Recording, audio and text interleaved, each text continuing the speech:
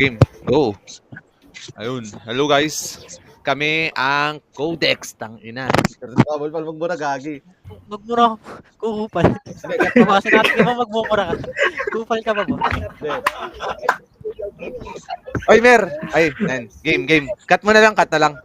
Okay. Ulit. Okay, okay lang. Ulit siya, gago. Ulit. Kakata lang. Tuloy niyo. So, kami ang Codex. Ito yung aming podcast na binubuo ni, syempre ako, isa sa pinaka-host din, si Ron Marcheris QOy. Tapos, ang kasama natin si, Host number 1, number 2, si Villa Castin. Host number 3, si Nutoliano. Host number 4, si Malbas. At host number 5, si Oliva. Ano ba pag-uusapan natin ngayon, Ron? ang pag-uusapan natin ngayon, partner, dahil unang episode, ano ba yung mga naging experience natin sa first year? Simula first year, di ba? Ano ba? Ano yung una natin pinag-aralan? Oo. Di ba? Para sa inyo, guys. Ano ba Sa yung akin, actually, nagsimula sa akin kay Sir Glenn. Sa Yung Regled. foundation ng Ano Java. ba tinuro sa'yo sa Regled, pre? Oh, grabe yung kay Sir Glenn. Marami. Like yung kung ano yung Java. Kung ano yung mga basic structure na ito, diba? Doon nagsisimula Sample, yan. hello world. Diba? Oo, tapos Lahat last hello world. nakaka-experience yan.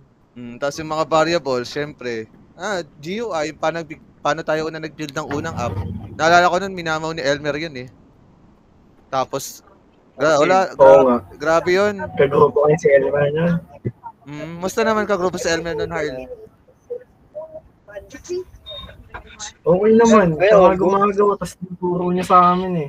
Mm. Kasi wala pa talaga akong alam na sa Java. Akala ko rin, Grabe si Elmer, no? akala ko rin dati mahirap yung Java eh. Tapos tinuruan ako ni Elmer eh. Grabe na inlove ako. Dapat pala tawagan dito Prof. Elmer, no? Oh, Prof. Elmer. Hindi, tawag naman talaga sa kanya, Sir Prof. Elmer, no? Prof. Elmer naman talaga tawag sa kanya, di ba? Prof. Elmer ba talaga tawag kayo sa kanya? Siya yung laging tumutulong kay Sir Glenn sa lahat ng bagay eh. Di ba? Alam mo sa mo doon, Elmer, tinitingala ka ng mga tropa natin. Oo nga, Mer.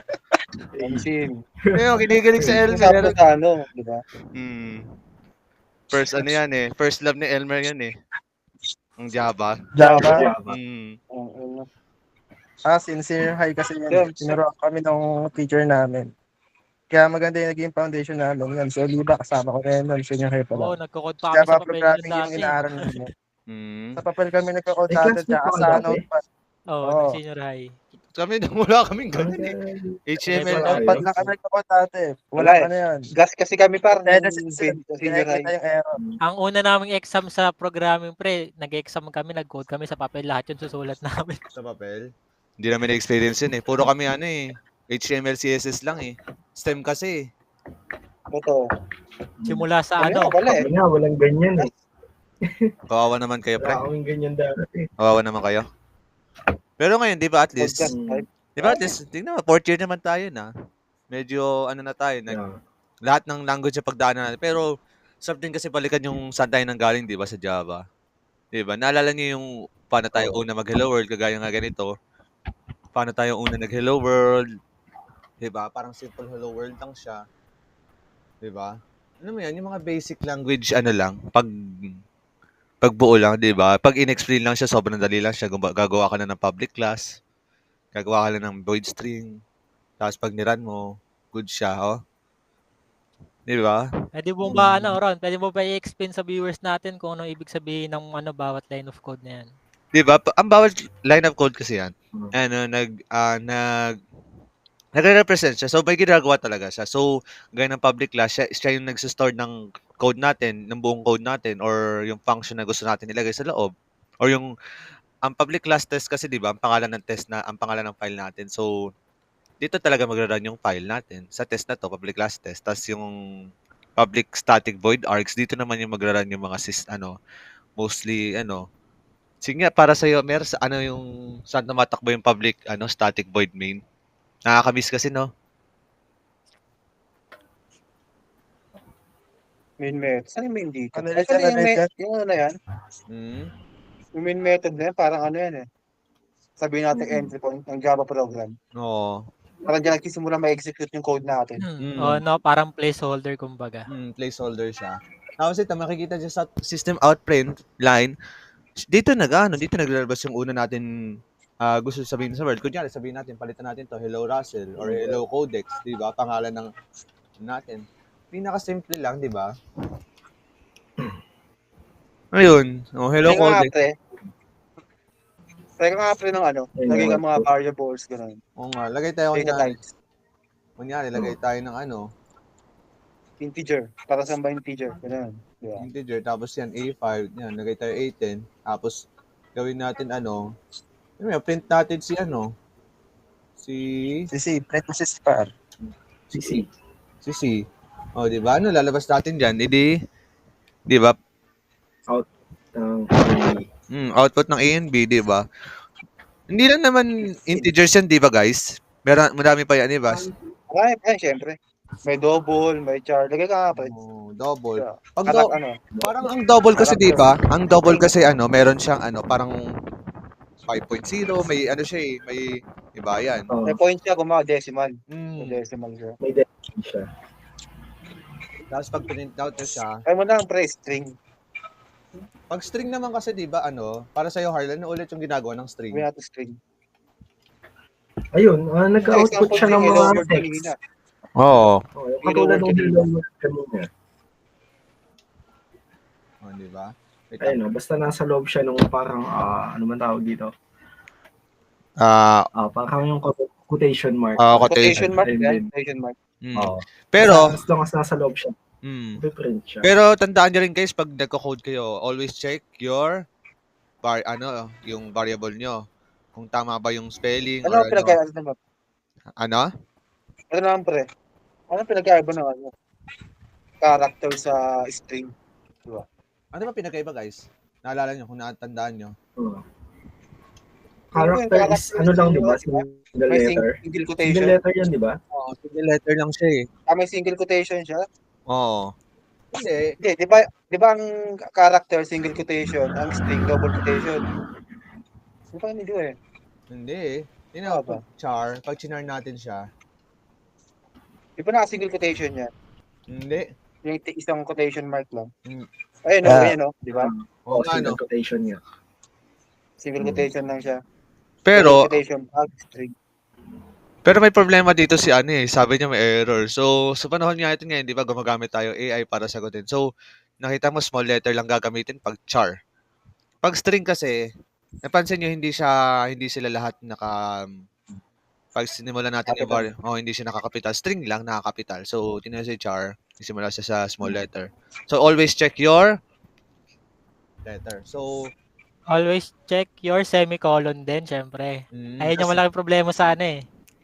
Sa mga baguhan. Kasi kapag baguhan ka, papakodin ka sa Notepad++. Kalasan yun doon. Ayun, Notepad++, pre, wala yung debugger. Oo. Pag nagka-error ka, isa-isa yung may line of code po, doon kami nababaliw dati. Oo, yun ang pinaka Hanapin mo kung saan ka na mali. Oo. Tapos nagkamali ka pala sa pinakamaliit na bagay lang, no? Nako. Nagkamali ka pala sa pinili mo, pa lang pala, no? No? Ano yung pinili mo? Mali yung pinili mo. Mali yung Na semicolon. Napaglalagay ng semicolon, syempre. Oo. Kala ko iba Wala, lang, pre. eh. Kala ko babae. Ay, Paano naman pag Wala ano? kasi tanong. Ano yung tanong Paano mo? pag if-else, pre? Gawa ka if-else. Oo nga, Example ng if-else. paano kaya pag if-else, di ba? Sampalin natin sila ng if-else. Di ba? Paano kaya pag sabihin natin, di ba nga gumawa na tayo ng example ng C, 5 plus 10. Paano pag CCI greater than 10? Ano yung dapat ilabas natin? Ano dapat na rin yan? Di ba? Yan, nakalagay. Greater than 15 ko. Hindi eh. Di ba? 15. Pag Greater than 10. sa tingin nyo, pag pinili natin si 15 ngayon, ano lalabas dapat dyan? Greater or less? secret. Greater. Syempre. Tingnan na lang natin para mas maganda. Sige, tingnan natin. Di ba? Huwag na tayo magtanungan, no? Oo. Di ba? Sabi niya, C is greater than 10. Ayun daw. Bakit? Tama naman eh. Kasi 15 eh. Bakit? Tama. Bakit ganun? 15 cc, di Kasi ba? 15 eh. Di ba? So, yung if-else kasi, di ba, parang parang nagpe-play siya sa atin na siya yung nag-i-indicate o nagbibigay ng daan kung saan ba ang tama. Parang Parang gano'n, 'di ba? Or para sa inyo, ano ba yung laging pag-atake niyo sa if else? Kasi sa akin, simula sa akin, yun laging iniisip ko, eh. Nakadepende yun sa parang rules niya ng if na yun. Sa inyo ba? Ano ba pagkaintindi Sa niyo sa if else? condition. Oh, sa condition. Hindi Ayun talaga para sa condition. Doon din talaga nagbe-base pagdating sa if else. 'Di ba? Eto So, naman pre. Hindi, sige, tuloy niyo muna. paano kaya 'pag ano, 'di ba? Meron kasi tayong tatlong klase ng if else, 'di ba? Meron tayong if else or else. Ang if kasi 'di ba 'yun yung parang unang ano natin, ang unang ano natin 'yun, ano tawag ulit? Condition. Condition. Kung gusto pa natin maglagay na ulit ng ano, maglalagay pa tayo ng if else ulit. Else if. Oo, kunyari, sabihin natin equal sa 10. Sabihin natin. Yan, equal sa 10. C. Ano ilalabas niyo dapat dito? C is equals to 10. 10. Kasi ano eh, equal siya sa 10 eh. So, si if, isang beses mo lang siya gagamitin pag gumawa ka ng if else na ano, na statement or like ganito. Pero si else if, siya ang lagi mong gagamitin pag malaki na yung program mo. 'Di ba? Si else naman, ginagamit siya pag last na. 'Di ba? Yun. 'Di ba? Yun yung mga pinaka-basic na if else statements na magagamit mo siya hanggang talagang, Pwede, 'di ba?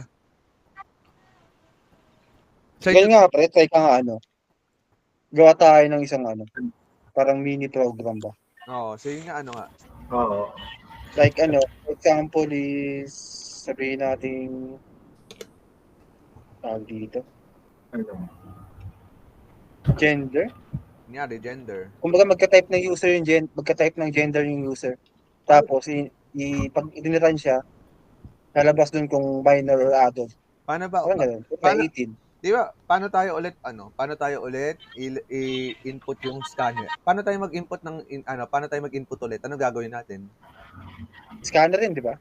Oo. Scanner rin eh. Scanner yun. Mag-i-import muna tayo par. Di ba, scanner yun, Scanner rin. kasi ano yan. Scanner? Tama ba? Ang Java util scanner. Ito yung mali yung spelling eh. Scanner. Ano yung program dyan? Mag-input ng age yung user tapos indicate dapat ng output. Sige, wala ng scanner Kung from pa. Diretso mo na. minor, Ha? Kahit diretso mo na. Kahit diretso? Pwede ito diretso? Paano to? Import Java. Hindi, yung import. Sa import mo. Import Java util scanner. Java to scanner. Small I lang pa sa import. Okay na. Okay na to, no? Ikaw. Mag-ano tayo. Small I lang para sa import. No, Sa nakalimutan. import. Small I. Tagal na yung Java eh.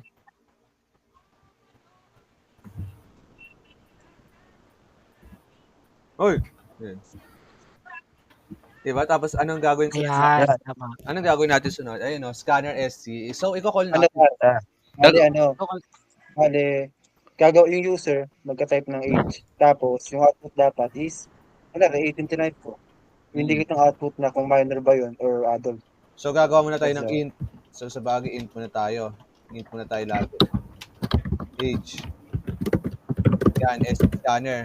So, yes, subukan muna natin, di ba sabi mo nga, kailangan natin mag-print. So, kailangan muna natin lagay si age sa isang int. Di ba? So, sabi natin lagay natin siya sa isang int variable, pangalan na age. Tapos, syempre, i-equals natin siya sa scanner. Ang scanner, doon tayo makakapag-input ng text or ng variable, ng value. Di ba? So, subukan natin. Sige, sabi natin system out print line age. Yan. And, Tapos, maglagay ka ng print muna natin kung gumagana talaga. may friend. Ha? Ano? Sige. Try muna natin kung gagana. So, sabihin natin, 21. So, 21 siya. Di ba? Yeah. So, dapat, pag nag-21 siya nag-type, lalabas ng output if minor siya or adult. So, sabihin natin. If age is 8. If yan. If. Yan. Tapos, if you're an adult. If else, system out, you're not an adult. So, Pag 21 pag nag-input tayo ng age na around 18 below or 18 above, Below ba? 18 below, Dito, hindi pa siya adult. Pag 18 above, adult siya. Tama? Oo. okay, try natin. Tama. Tama. Sabihin natin Input ka. 17. You are not an adult. So, Ayun. Yun, dali mo. yun ang mga isang examples ng Java programming na, 'di ba? Parang ano siya eh, ito yung mga pinaka-basics na ginagawa natin nung una eh. Pero sa katagalan, sa una lang madali lang, pero sa katagalan magiging mas complex siya, mas magiging hindi na siya yung ano, dapat talaga bigyan ng oras para pag-isipan yung isang problem. Pero sa ngayon kasi dito tayo, 'di ba, parang learning curvature natin 'to. 'Di ba, Harley? 'Di ba, Lex? Oo. Tama. Diyan tayo lahat nag-uumpisa eh. Oo. Sa basics eh. Kasi kailangan natin bumuo ng foundation. Kasi kung Mm. wala tayong foundation, syempre, wala tayong mapapala. Ito na. Pero paano pag Oo. paano pag ni-run ko 'to tapos nag-type ako ng string? Syempre, Siyempre, hindi na tanggapin yan. Kasi may error siya. Oo. Kunyari, yan, error. Kasi yung storage natin What is if- for numbers. What Diba? if try maglagay ka ng exception? Oo. So sabihin natin, Maglagay exception. try and catch tayo? Tama ba? Try Try and catch. catch. Oo. Oo. Try and catch. Yan, sabihin natin yan. Burayin natin. Ayan. So, yan. So, Yun na. so try siya. Hindi. Pag string, Yun yan. this is a string. Value. Invalid input na lang. Sige, invalid value input na lang. You inputted a string. Yan. Ganyan na lang, di ba? So, kailangan din Try natin, mo. ano ginagawa ba ng try catch? Try niya kasi if yung tinype ng user is tama. Oo, so If hindi, babagsak siya sa may catch. mali pa rin. So, ang ginagawa kasi ng try catch, ano siya? Hindi, ano yan eh. Dapat, baliktad kasi yan eh, mga boy. Dapat dito yan eh. Di ba? Tama ba? Hindi, tama lang yung mali mo yung sa exception. Tama lang, Tama tama yan. Tama Sa yan. exception pa. Oo, Exception yung mali. Sa exception na yung mali. di ba? Pag ninad natin ulit. Di ba? Tagal na eh. Sorry, tagal nang hindi ginamit ang Java eh. Naka ano ka na kasi, yung i kasi, default siya. Kapag may i ka, alam ko may Kaya sarili. maglagay ng parang Diyan mo yung nilalagay lang eh. Ano? Maglagay ka ng string para siyang di-declare mo. Parang gano'n. String exception tayo.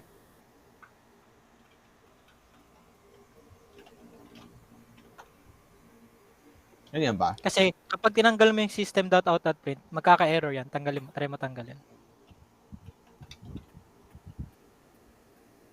Try mo. Ayan. String exception. Hindi. Try natin. Kaya pa rin. Error siya eh. So, ibig sabihin, hindi, ayan na. So, error siya. So, yun. So, ang try and catch error kasi, ano siya, parang susubukan niya muna yung unang code. Diba? Susubukan niya muna yung unang code. Tapos, alam niyo yun, wait lang. Subukan niya yung unang code. Tapos, yung try kasi, siya yung susubukan niya. Tapos yung catch, pag hindi gumana yung try mo, sasaloy ng catch siya. Ganun yung try and catch, di ba? Ganun naman yung try and catch siya na tinuro sa atin hanggang first year to fourth year. Hanggang ngayon, tinuturo pa rin sa atin, di ba? Tama. Basta na naman sunod dito, guys. So, pag natutunan na natin itong makabuo. Kasi paglagay ka ng finally. Oo. Finally. Finally, alam ko sa ano lang siya eh. Finally. Ang finally, alam ko lang ano siya eh. Sa C# lang siya eh. C# lang ba siya? So yun, subukan natin. Ako lang finally dito. Subukan natin. Try, catch. If, Yung may finally ata dyan. Meron pa. meron ba? Sa baba ng catch, lagay ka finally. Finally. Yan, sa baba.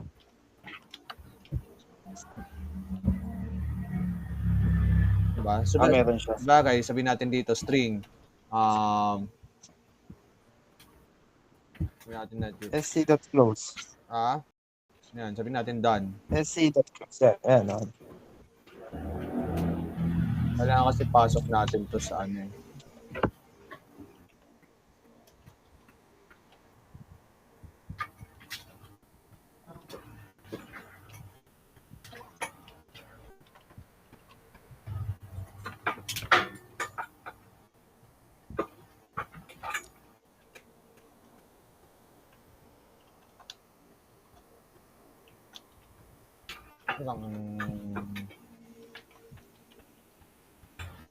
Subukan natin. Ayun natin. Wala pa din. Naglo-loading eh. 17, pag sinabi natin, yun, di ba done? So, sinabi niya 17 print out. Yan lang. Oh. So, ano ba meron, di ba? Parang, ang try catch, ang finally kasi ginagawa, pagtapos ng, kahit kunyari, gumana si try, lalabas si finally. Pag gumana si catch, lalaban, ay, pag, di ba? Ang sabi ko Labas pa nga. rin si finally. Si finally, lumalabas siya kahit anong mangyari. Anong mangyari sa ano. So, ayun yung try and catch natin na if else statement. Tapos, ano ba meron na iba? Maliban sa ano lang. Sa What if paglagay ka ng looping? Paano naman looping gagawin natin? While While loop. Tapos, While loop, di ba? ano yan? While loop agent. Tapos, ayun. Di ba ganyan pa rin? Paano Same while din, loop? Anong gagawin natin? Sige.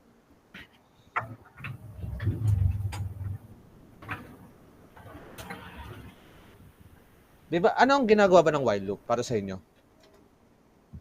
Di ba? Ano ang ginagawa ng while loop? May napansin kayo sa nangyari ginawa ko ngayon? Tingnan nyo. May napansin ba kayo sa ginawa ko ngayon?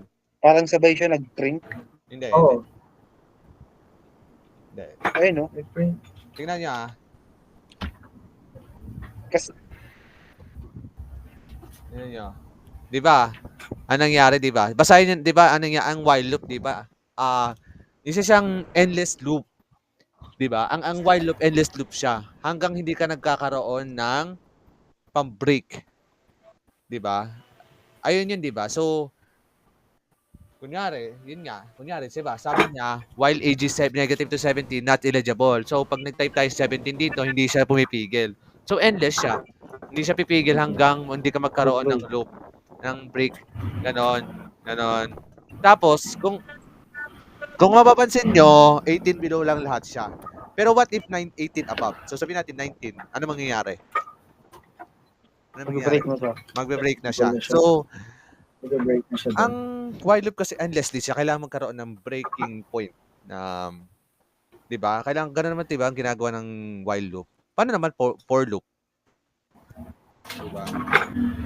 Kaya for loop. Naalala niyo si for loop? Siya ang gamit na gamit, di ba? Yung ayun, di ba? Yung may ay. Naalala ko si for loop sa C# eh. Oo. Nag-C# kasi Kasi Ano na rin diba? tayo hindi nag-Java eh, di ba? Oo. Paano naman pag pag ito? Huli pala natin Java sa Android.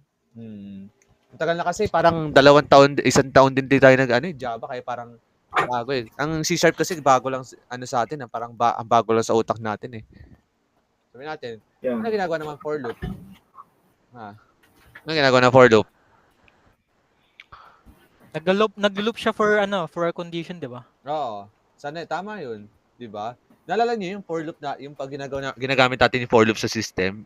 Kasi 'di ba parang mas gamit natin yung for loop kaysa sa while loop. Ang pinaka 'di ba? Mas flexible kasi siya. Tapos siya, 'di ba? Mas hindi sa flexible pero mas madali siyang i-control. 'Di ba? Kaysa sa while loop. Kasi while loop kailangan mo pa stop eh. While for loop nasa nasa loop, nasa condition siya ng for loop eh. 'Di ba? Sabihin natin 'to, example ng for loop. Gusto niya magbilang count. Hanggang anong ilan na-count natin? Sabihin natin. Isip niyo, pag nag-type ako dito ng 20. Pag nag-type ako dito ng 20, ano mangyayari? Anong mangyayari? Isip niyo. Tuloy-tuloy ata. Tuloy-tuloy yung Pagbilang. Print Pagka- na. Sige nga, try natin.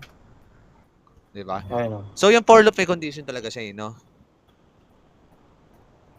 So, ayun. Ano ba ang pinaka-miss niyo sa lahat? Na-miss niyo sa Java? Grabe rin kasi yung Java eh. Ang daming, Siyempre, pinakaunang ano yan. Diyan ka gumawa ng burger system. oo. Naalala niyo yung mga una natin project, Mer? Ano yung una natin project dyan, Mer? Yan. Computer store. Oo, yung computer Yes. store. Oo nga, no, Wala, takal. wala pang chat GPT niyan. Hindi ko pa na nag-chat GPT ng ganun. Oo, mama-coding Puro tayo niyan. YouTube lang. Puro W3X school lang, no? Grabe, no? Ngayon, Oo, walang chat GPT. grabe, ano, no? Tapos ngayon, puro ano na tayo? Tindi. Chat GPT. Yun, tingnan mo ngayon, kahit ngayon, no? Parang naka-copilot na tayo.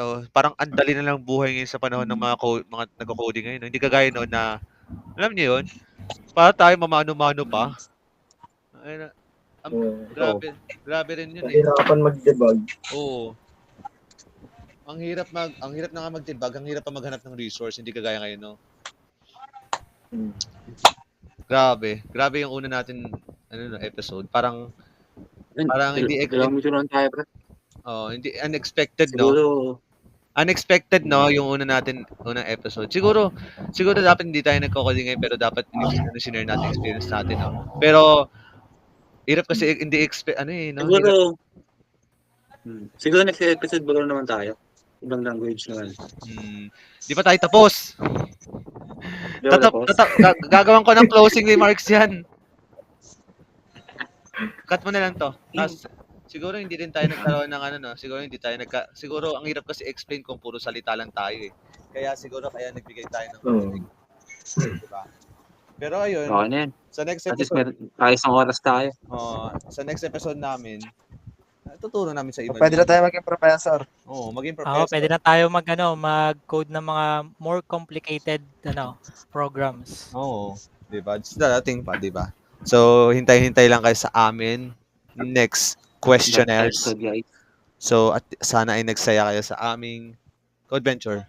So, kami ang Codex na nagbinubuo ulit ni Ron, ni Elmer, ni Russell, ni Harley, at ni Oliva, at si Laurel. So, thank you po sa aming pagpapanood. Sana may matutunan kayo. Thank you po, thank you. Sa Let's susunod go. na episode. Bye-bye. See you next guys.